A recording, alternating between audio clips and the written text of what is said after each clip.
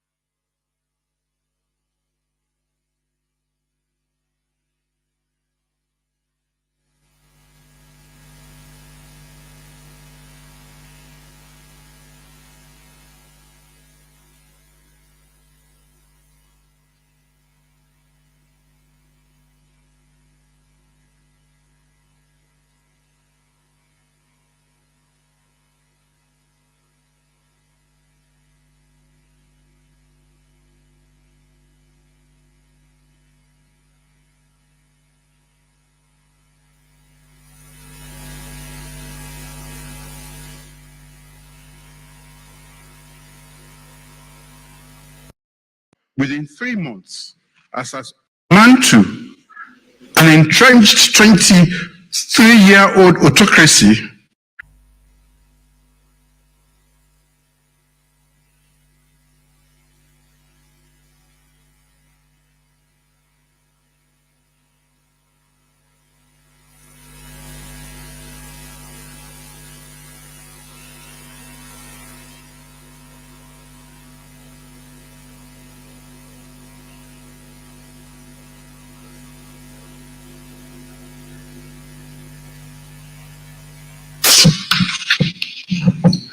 involvement in the 1992 military intervention, which aimed to dismantle an entrenched 23-year-old autocracy and pave the way for democratic rule, reflects a complex yet necessary chapter in our nation's history. I was also involved in the military palace coup in January 1996 and upheld our promise of returning the country to civilian rule. Subsequently, I organized democratic elections and relinquished power within 3 months, as has already been stated. This was a testament to my unwavering dedication to the principles of democracy and the rule of law.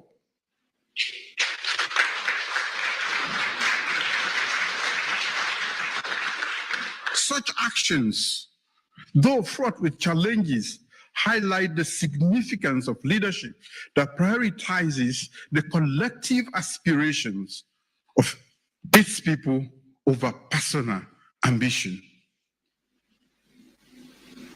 Choosing to relinquish power, especially as a young leader who could have justified holding on to power, was not merely a personal decision, but a declaration of my commitment to democratic governance.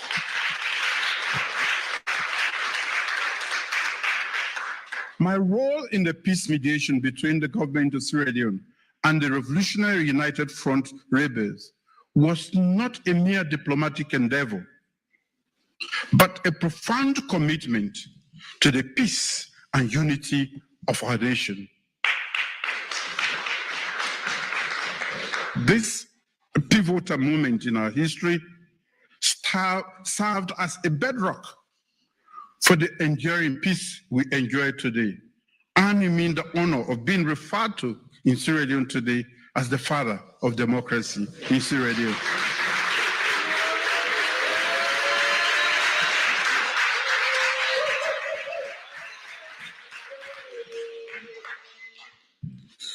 The organization of the first multi-party general elections after 2 decades marked a significant milestone, transitioning Sierra Leone from the grip of an autocratic regime to the dawn of democratic governance. It represented a pivotal moment, not just for me, but for Sierra Leone, and by extension, Africa. A testament to the belief that true leadership is defined not by the accumulation of power, but by the legacy of empowerment it leaves behind.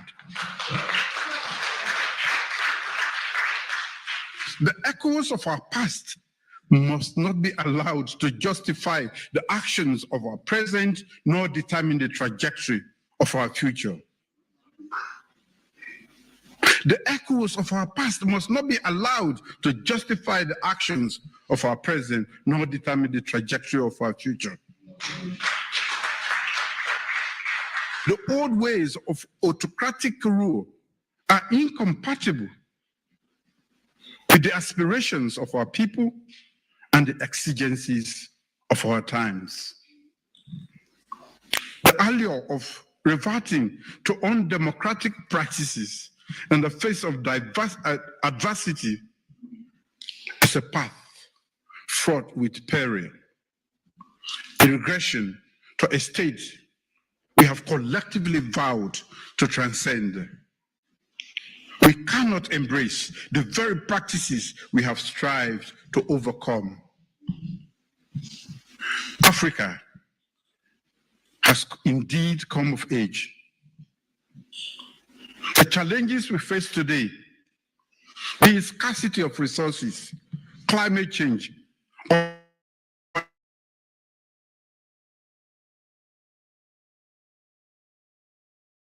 demand a governance model that is inclusive, participatory, and adaptive. In Sierra Leone, Our commitment to democracy is not merely rhetorical, but is manifested in our actions, policies, and the institutional framework we have established. It is a commitment to a future where the will of the people is the cornerstone of governance, where dialogue supersedes decrees, and where the rule of law prevails over the rule by force. The government's abolition of seditious laws, the protection of journalists, journalistic freedom, and the conduct of peaceful elections are milestones that reflect our dedication to building a society where dialogue, transparency, and accountability are the cornerstones of governance. And as we forge ahead, the principles of progressive politics will continue to guide our efforts to create a Sierra Leone that is resilient in the face of global challenges, equitable in its distribution of resources, and unwavering in its commitment to democracy. The political and constitutional crises that have beset the ECOWAS sub-region in recent years underscore a pressing challenge to the stability and prosperity of our nations. The complicated emergence of unconstitutional governments, spawned by a confluence of social discontent, economic hardship, and a crisis of legitimacy, poses a grave threat to the democratic fabric we have strived to weave. These challenges call into question the effectiveness of ECOWAS as a regional body and its crucial role as a mediator and guardian of democratic principles.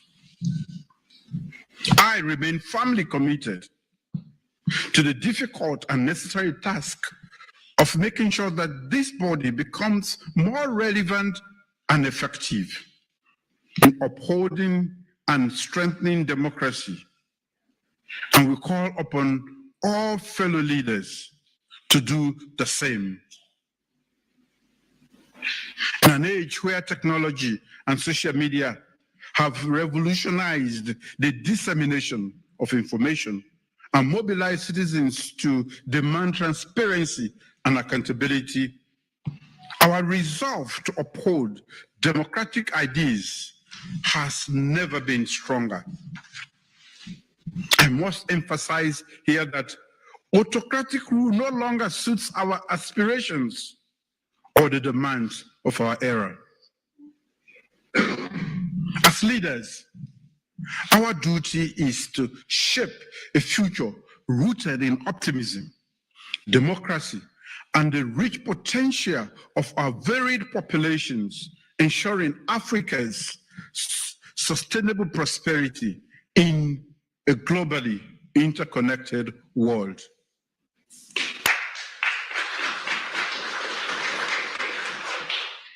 A nation's strength is measured not by its wealth alone, but by the distribution of that wealth and the empowerment of its citizens. For Sierra Leone, the pursuit of inclusive development is not just a policy choice. It is a fundamental commitment to ensuring that every Sierra Leonean, regardless of their social, economic, and geographical background, has the opportunity to contribute to and benefit from the nation's growth. Inclusive development directly engages with the principles of participatory democracy, where citizens' engagement and equal opportunities for participation in economic life reinforces the legitimacy and responsiveness of governance structures. My commitment to these ideas is exemplified in the recent enactment of the Gender Equality and Women's Empowerment Act 2023, a pivotal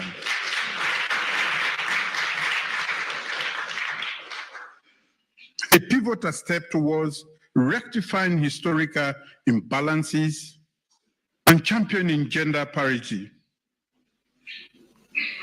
By mandating a minimum of 30% quota for women in public and private sector leadership positions, the Act not only aligns with global standards for gender equality, but also acknowledges the indispensable role women play in the development process.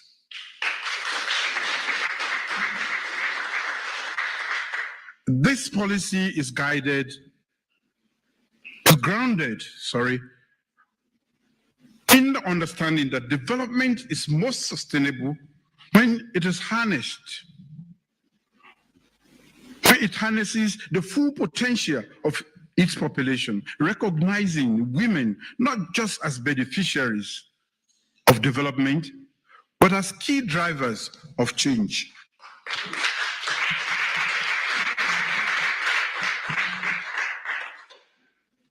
The relationship between democracy and development, as highlighted by this legislative advance, is symbiotic. A democratic framework that upholds the principles of inclusivity and equality creates an environment conducive for sustainable development. Conversely, development efforts that prioritize inclusivity strengthen democratic institutions by ensuring that they are reflective of and responsive to the needs of the entire population. In Sierra Leone, this reciprocal dynamic is central to our national development strategy, as we recognize that our democratic resilience is intrinsically linked to our ability to achieve growth that uplifts every citizen. We need deliberate policy interventions that target structural inequalities and ensure that the dividends of development are equitably shared. This approach not only mitigates the risk of social unrest, but also fosters a sense of belonging and ownership among all stakeholders, thereby enabling social cohesion and national unity. Sierra Leone, like many democracies in the world, is concerned about the unsettling trends of unconstitutional changes of government around the world, but especially in our neighborhood, West Africa. In the context of Sierra Leone, recent attempts to subvert democracy have resulted in significant stress, leading to loss of life and causing shock to the very core of our democratic principles. These events serve as a stark reminder of the fragility of democracy and the importance of safeguarding it against forces that always seek to undermine its integrity. My government is committed to addressing these challenges head-on with a relentless focus on restoring societal confidence in democracy and the rule of law.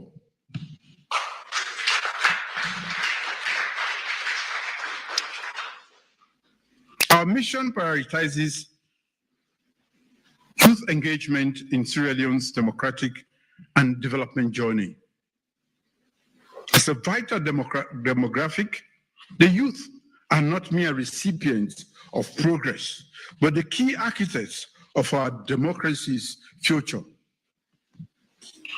Their dynamism, creativity, and perspectives are essential for fostering innovation and advancement. Through initiatives like the Youth Employment Scheme, which aims to create over 500,000 jobs within the next 5 years, we are committed to harnessing the potential of our young population. This effort transcends job creation. It is a strategic investment in our nation's human capital, empowering young Sierra Leoneans to shape a resilient, inclusive, and sustainable future. As we look forward to the future, the challenges we face demand not just resilience, but a renewed commitment to the principles of democracy and development. By grounding our actions in philosophies that prioritize justice, inclusivity, and empowerment, and by placing youth at the center of our democratic and development endeavors, Sierra Leone can navigate the path towards a future that reflects the aspirations of all its citizens. In this digital era, Sierra Leone stands at a transformative juncture for democracy and governance. This era brings unparalleled opportunities for civic engagement and access to information, but also challenges us with the spread of disinformation and the erosion of public discourse. Recognizing these dual realities, my government is pioneering ambitious technology and infrastructure policies to weave digital innovation into our national development fabric.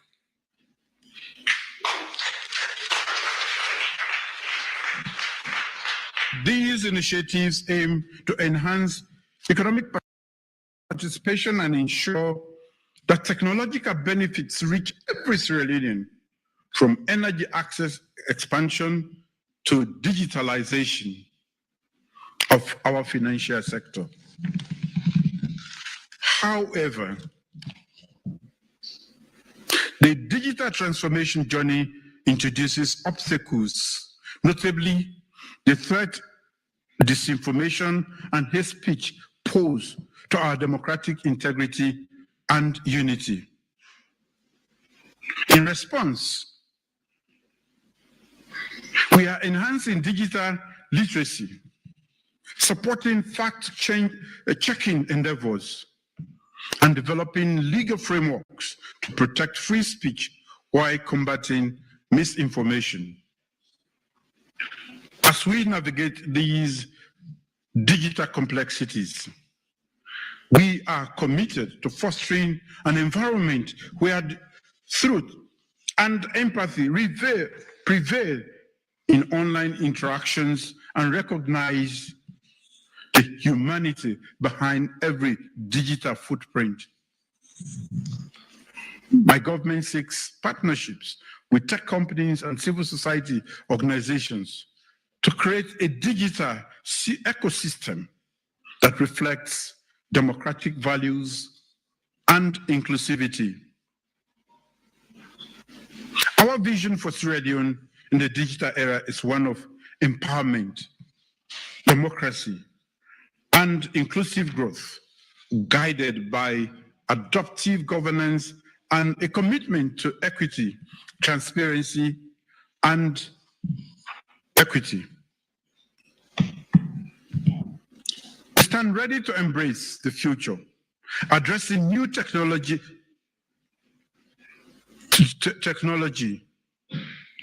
and uplifting us and inviting all stakeholders to contribute to a thriving Sierra Leone in this digital revolution. Let me conclude, ladies and gentlemen. In the narrative of global development, Africa stands as a pivotal crossroad, not as a continent in need of aid, but as a continent that is an indispensable partner in the global economy. The era of viewing Africa through the lens of charity must give way to an era of strategic partnerships that recognize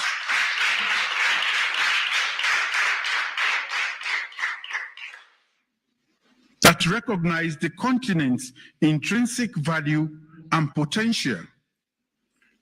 Africa, with its vast resources, youthful and educated population, and growing middle class, represents the last frontier for investment, a fertile ground for innovation, growth, and shared prosperity. Africa's call is clear. We seek not aid, but equitable partnership with the West, China, Middle East, and all other allies.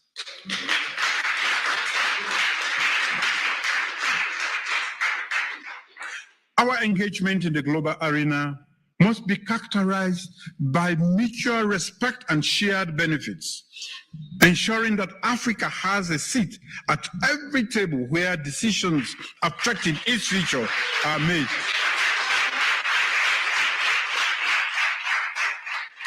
And that includes the United Nations Security Council in the permanent category.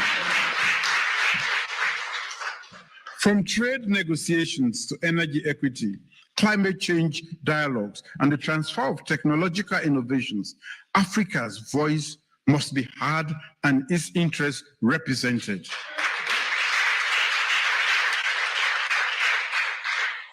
The continent's potential is undeniable. Our youthful population is not just the workforce of tomorrow, but a vibrant force ready to drive innovation and economic growth today. Our populace stands ready to contribute and lead in the scientific, technological, and entrepreneurial ventures that will define the future.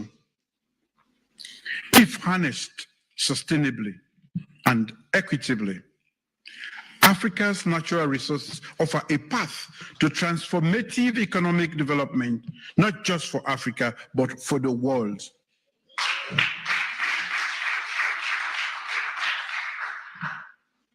And our emerging middle class is a testament to the rising demand for consumer goods, services, and democratic governance. This is the foundation of the aspiring African narrative, a story of a continent on the cusp of progressive transformation. What Africa needs now are strategic partnerships that recognize this potential and are willing to invest in it.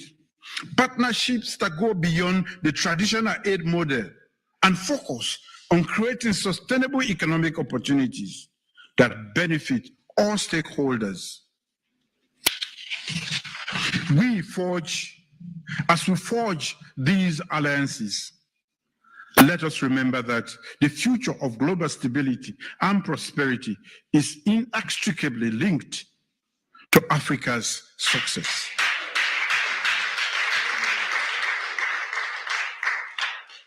By investing in equitable deals, respecting Africa's sovereignty, and fostering an environment of innovation and entrepreneurship, we can collectively ensure that Africa does not rise, but soar.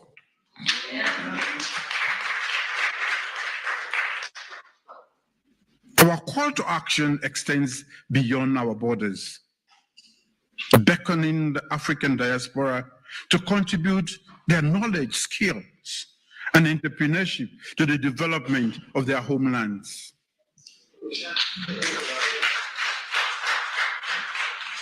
It is a clarion call for Africans to shoulder the responsibility of nation building, to break free from the shackles of colonialism and dependency, and to forge a meaningful partnership based on shared prosperity. Ladies and gentlemen, none of this is possible without peace. This is the task ahead of us all as leaders, but especially for leaders on the continent and in our region. As I conclude, I call upon all fellow Sierra Leoneans, African neighbors, and the international community to join us in committing to democratic principles, peace, progressive politics, and inclusive development. Together, let us work towards a future where Sierra Leone and Africa at large can navigate the digital era with resilience, embracing both the challenges and opportunity it presents for building a more democratic, progressive, and inclusive society. I thank you for your attention and for your belief in the promise of a shared future.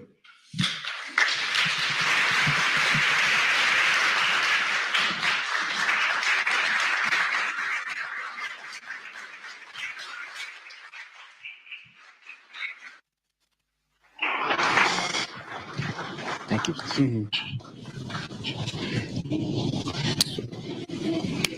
Thank you very much, sir, for your lecture. We are the Periworld House, so we might as well start from the global. You are the chair of the AU Committee of 10 heads of state and government on the reform of UN Security Council, and you spoke to that. Let me play the devil's advocate. Why do you need to reform the United Nations Security Council, and what would Africa gain from such reform? I think the UN Security Council is obsolete. Completely obsolete, but also dysfunctional. And instead of helping us deal with the global challenges we have, I think it is compounding the challenges that we have. So it is not just for Africa, but it's an appeal for the world so that we can have a better society.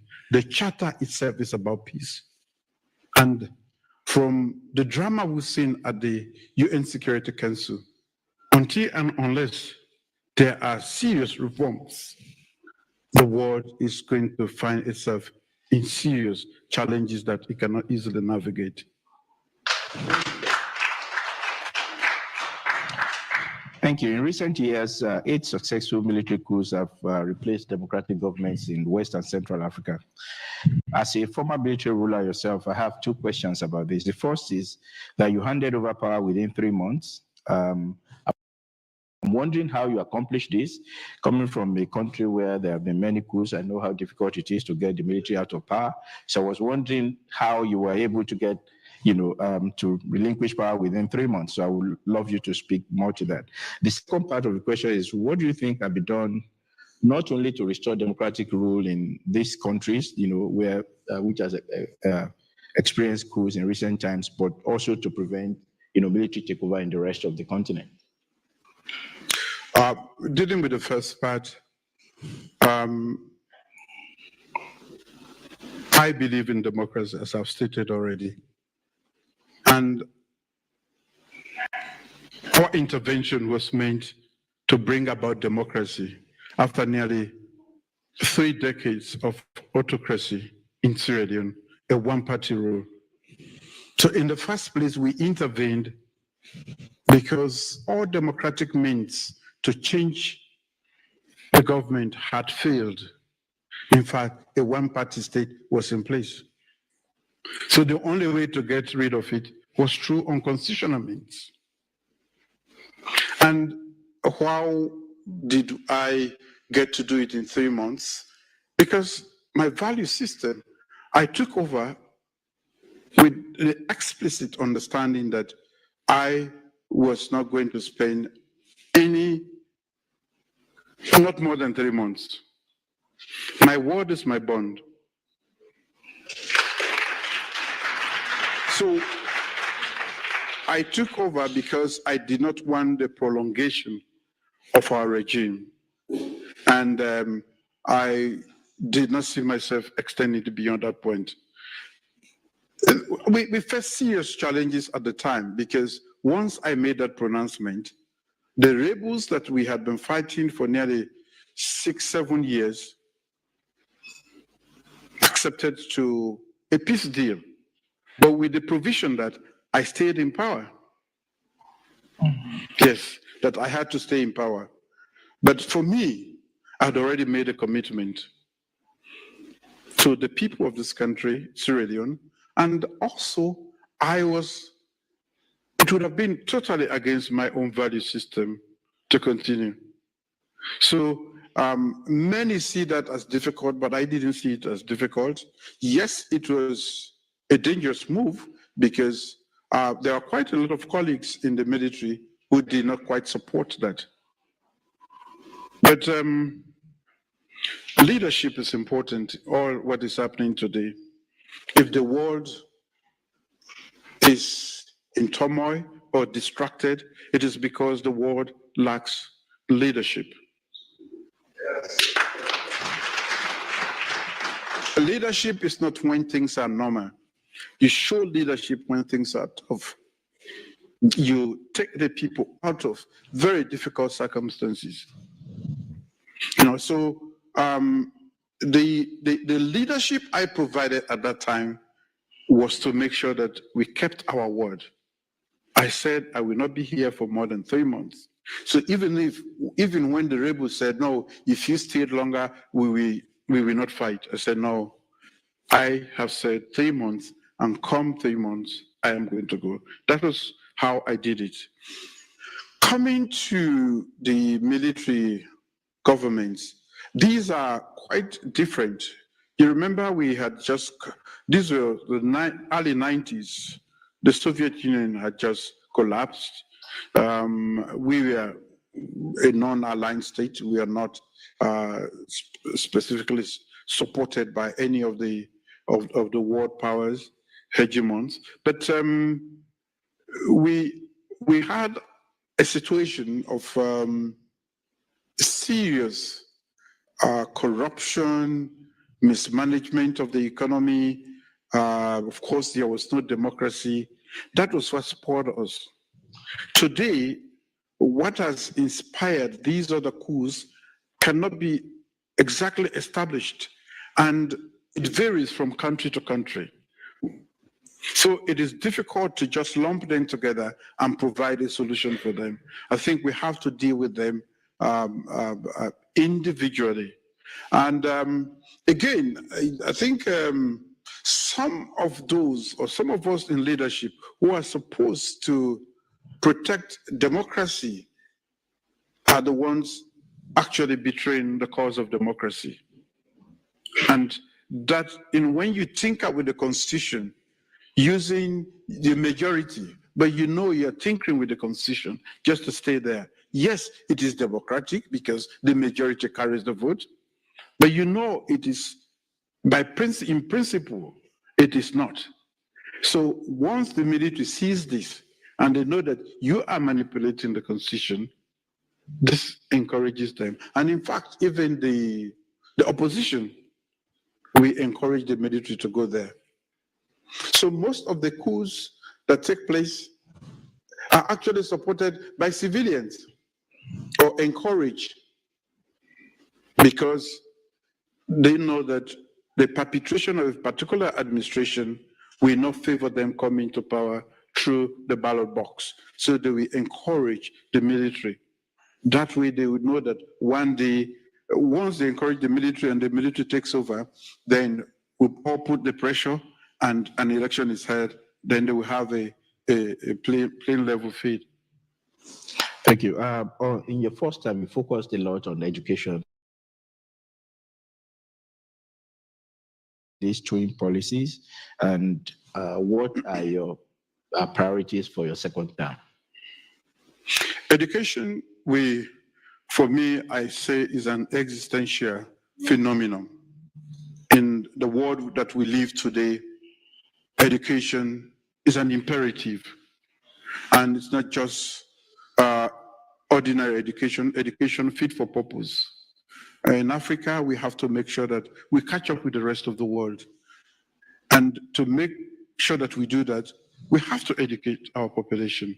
We have to bring them at par in terms of knowledge, skills. And what we did was today to make sure that access was free for every Sierra Leonean. Every child born in Sierra Leone has access to primary and secondary education at the cost of government. And for women who do STEM courses, they can continue up to university. And for the many things that we did, we don't just provide free access to education. We've been working on the quality of education. We have provided also to make it easier for the kids, poor people, to be able to send their kids to school. We provide transportation. We are providing school meals, school feeding programs to make sure that kids don't go to school hungry. They can have food in school.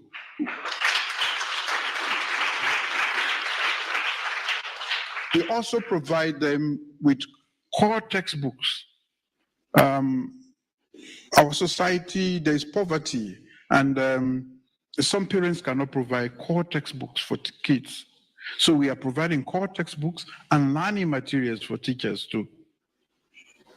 So it's a combination of a whole host of things. And remember, all of this was happening against the backdrop of the many international crises, including COVID that we had. But we kept our focus. We have been relentlessly focused on making sure that nothing derails us on this track to education. So we are definitely recognized by the United Nations Security Council.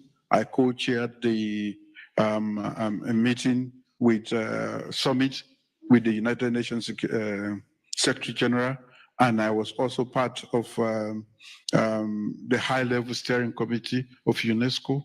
And I am a champion in the world for a foundational education.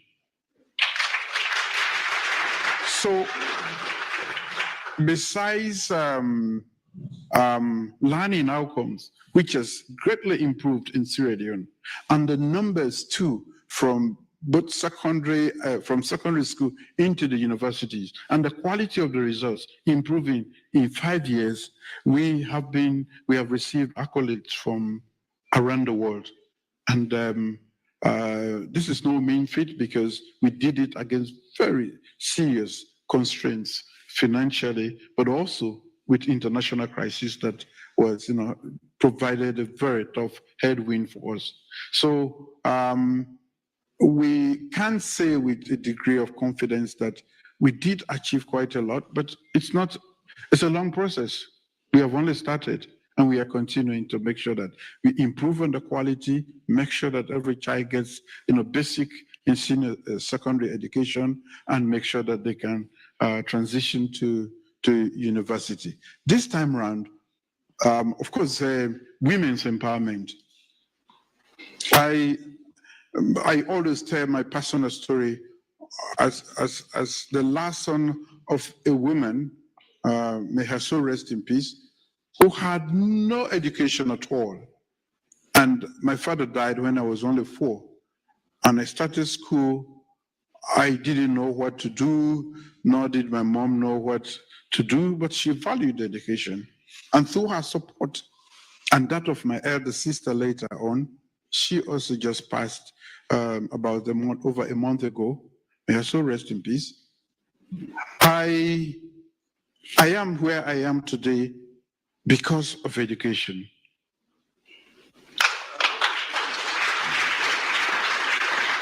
I come from a little village, and so many, 100 miles away from the city.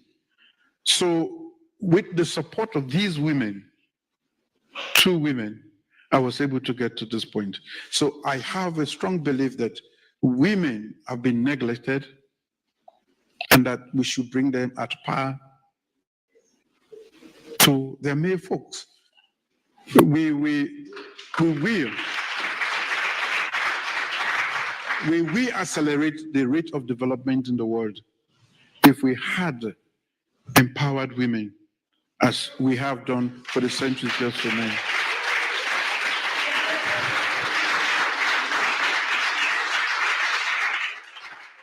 So, I mean, of course, I may have, I've had a couple of teachers who are men and so on and so forth, but I normally say I'm a product of women.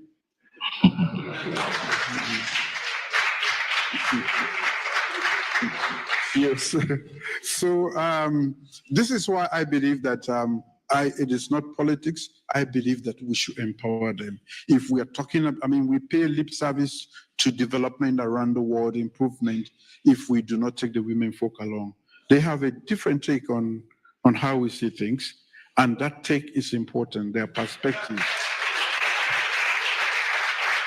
So I did not just pay lip service to that. We have moved an act through Parliament called the Gender Empowerment, which has given, at least in Sweden, the base is 30% in all appointed positions and in the private sector and in government, in leadership, and many other opportunities that they lacked at the time.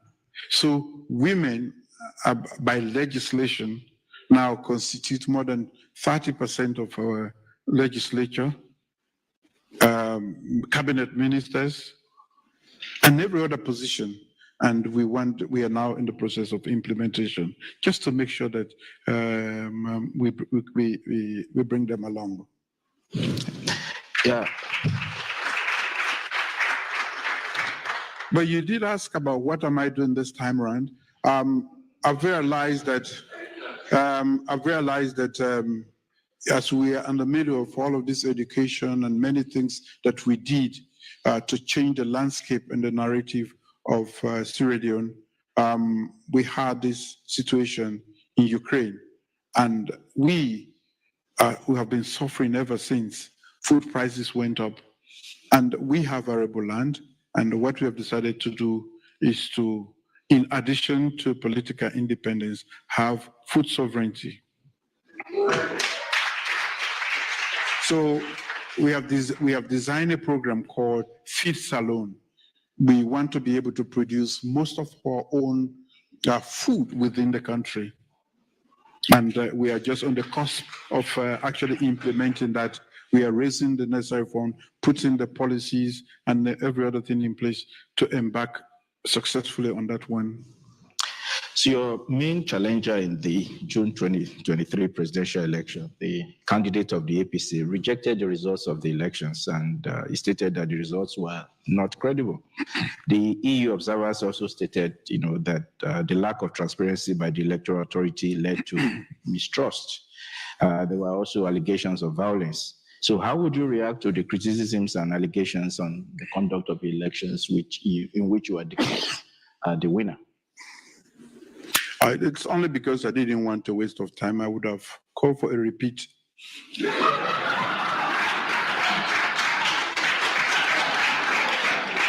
Because I know I can beat this man down, hands down, anytime.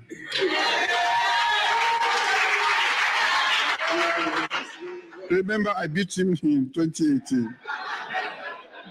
And with all what we have done to change the narrative for Sierra Leone, we have reduced maternal mortality by 61%. We have come back to the world stage, to be elected by 198 nations around the world to go back to the UN Security Council in a non-permanent category. With all of these, taking all the kids back to school,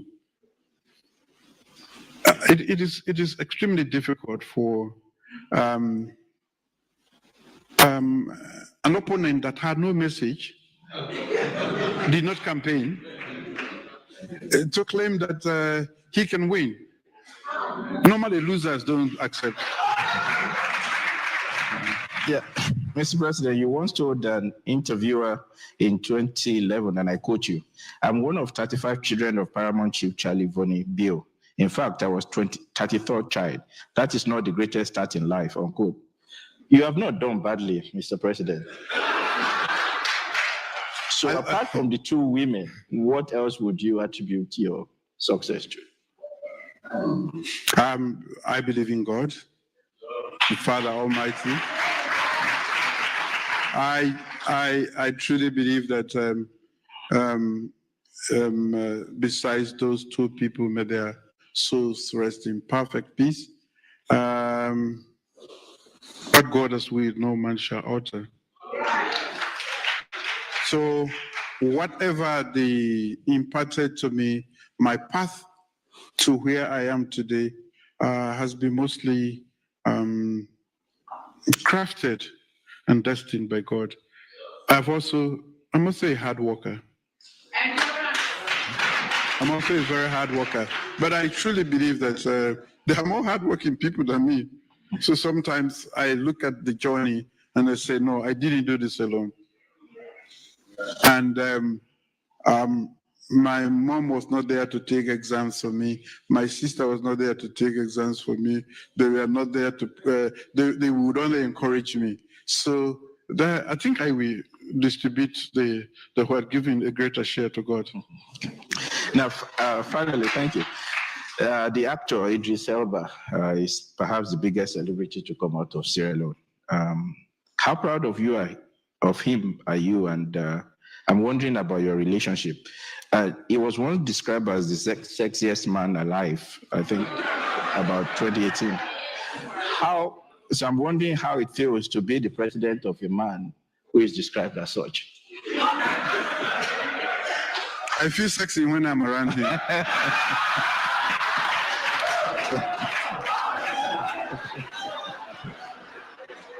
He was in Sierra Leone about a month ago, and what I admire about him is that he loves his country, and he wants to give back to society. So he's working on a project that will help the poor people. He realized that I'm very much interested.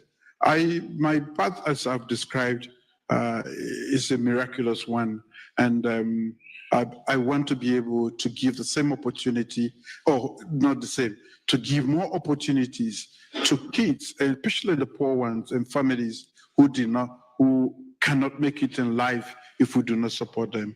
And he believes in that too. So he's working on the project to take to Sierra Leone, and that is what I like about him mostly. He's a great guy. Thank you, Mr. President. We'll open it up to a few questions from the audience now. Can you start from just by your side there? Yeah. Please, can you please let us know your name and your affiliation? And please ask a questions. Please do not give a lecture. All right, no problem. I'll give you the lecture. His Excellency, good afternoon, sir. My name is Samuel Freeman. I'm a Sierra Leone born, and I'm an engineering student and a former student of the Great Bull School. Yeah. So thanks for the presentation and for gracing this time. In the United States, there's a program that provides subsidies for small businesses and for entrepreneurs, and I'm an aspired entrepreneur. So my question is that what has your government put in place for young entrepreneurs like me to what provision have you put in place for young entrepreneurs like me who want to make a mobile app that will aid in the health sector? Great, thank you.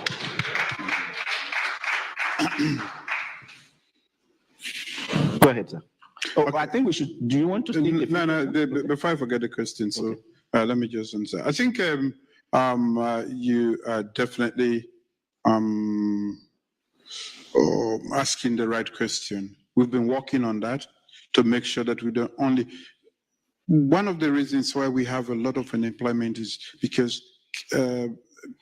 we churn out a lot of graduates, but of course the workspace is not there for them. The government cannot, and the economy has not expanded at a rate to take in everybody.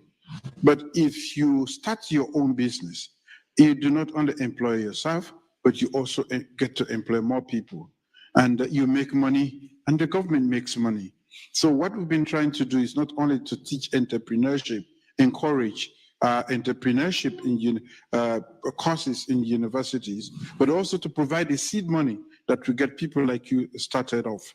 So I cannot tell you now where we are on that one, but we had one of our friends in the Gulf region that had put about $10 million as seed money for people like you who have great ideas, especially in the area of technology and innovation. So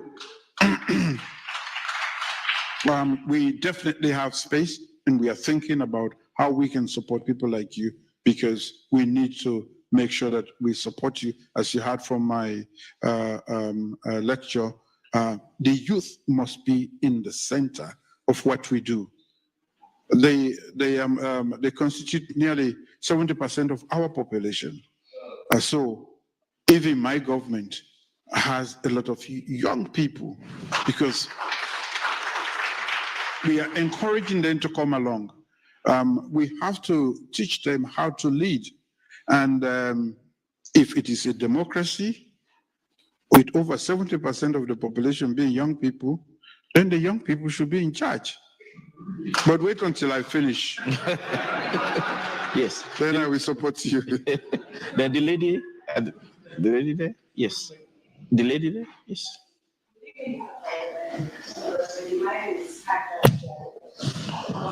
Okay, can you just pass it?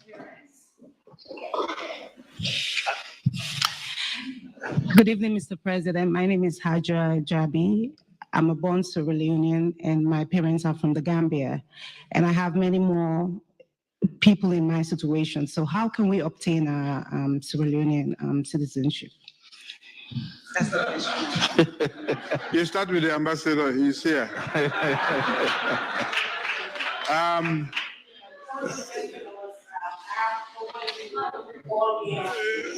You were born in Sierra Leone, but from the Gambia. You are African, West African, so it should not be a problem. Yes, we have, we have a lot of Gambians in Sierra Leone, and there are ways of naturalizing. And you went for the diamonds. That's where Gambians are always. Okay. I think the lady at the back. Yeah, the lady. Yeah, there. There are two ladies. Thank you so much. And thank you so much, Your Excellency, and also to the Provost and all of the directors and everyone here in presence, in royal presence, I would say. I acknowledge the work that you have done. I also acknowledge, and while I didn't say my name, I'm Mayor Kashina A. Cross from the city of Glen Arden, Maryland. I acknowledge the work that you have done and the technology that you have acknowledged in many accords of your presentation tied to a development process that's part of the inclusive development of Africa. One of my number one questions is what have you done towards evolving the infrastructure necessary for such said technology to benefit? The education is a pertinent part of it, but also what type of infrastructure. I also introduce my dear husband, Mario Cross. I do introduce G's Victory as well, the Bishop William Lockhart, as well as the Pastor James Johnson, who is here with us. And the green binder, he says, is the answer. But thank you so much for the technology infrastructure question.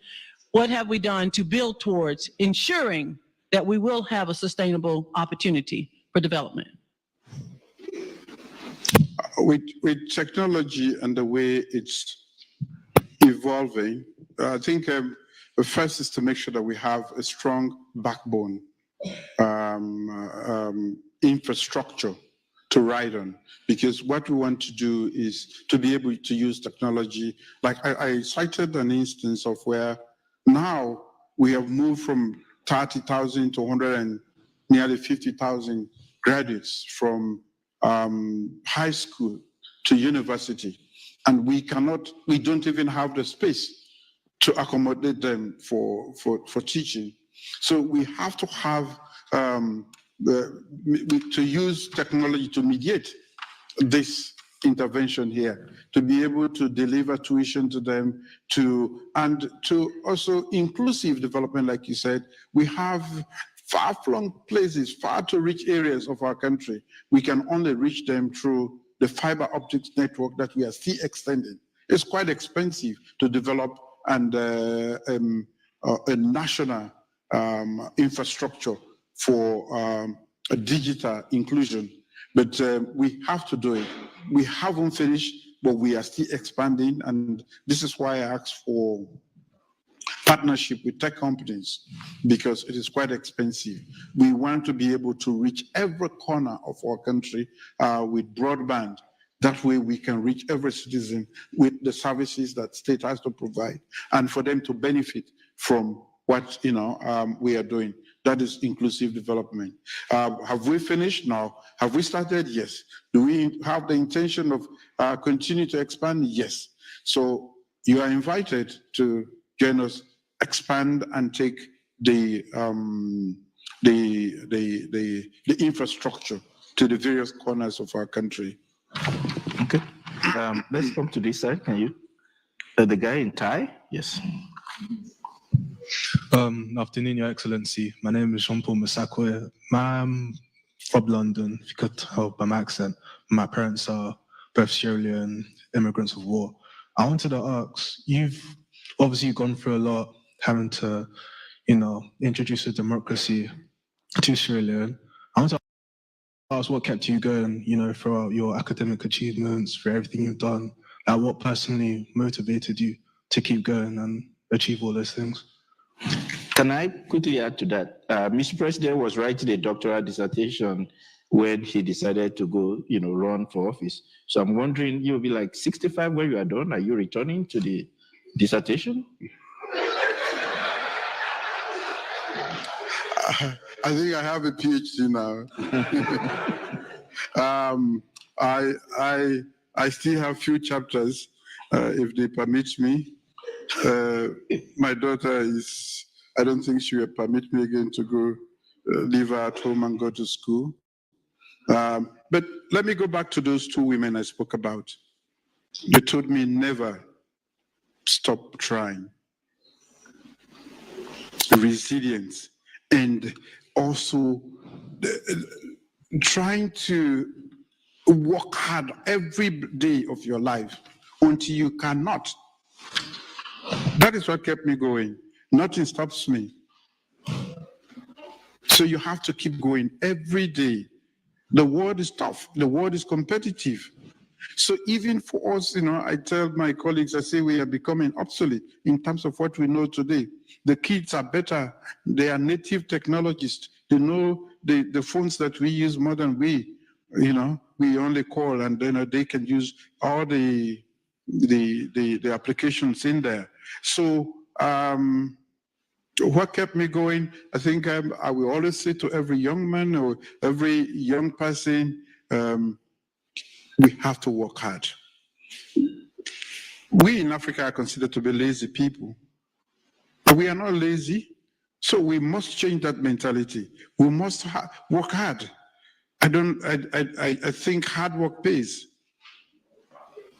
So the only thing I knew of my mom was she gets up, she said, my focus is this today.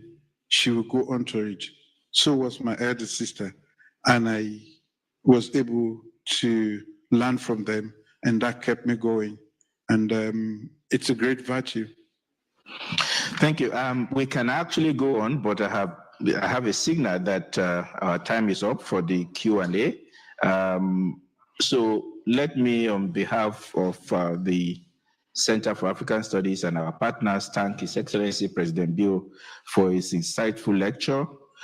We hope that this will be the beginning of a substantive relationship with the Republic of Sierra Leone, as evident from your earlier interactions with the medical school, with Penn Nursing, and the leadership of the university. We appreciate you taking the time to visit us and to share some of the keys to Sierra Leone's record of good governance. I want to thank the staff of the embassy, the Republic of Sierra Leone's embassy, especially Ambassador Sadiq Abubakar Wai, the staff of the Center for African Studies who helped to bring this event to fruition. I would like to thank the Office of the President that supported us and our co-sponsors who worked tirelessly to help us make this event a success, Perry Waldhouse and the leadership of Perry Waldhouse, Penn Global, the Paramount School of Medicine, the School of Nursing, and I cannot forget the importance of Penn Police and the United States Secret Service. We thank them all. Last but not the least, we'd like to thank our student volunteers who have been behind the scenes but have made this possible. Finally, again, let me thank His Excellency for accepting our invitation and coming to join us here. I also thank everyone who is in the audience, and I would love to offer an invitation to you. Next week, we are hosting the former president of South Africa, President Motlanthe, who will be speaking, I think, on Thursday. So we'd like you to come. And finally, I would like, on behalf of the center, to present our gift to Mr. President.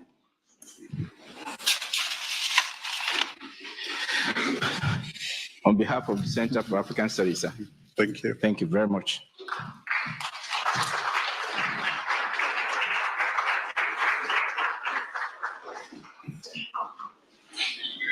On behalf of my delegation. Oh, thank you, sir. So, may I please ask you to keep standing while the president exits before you leave? Please, Mr. President.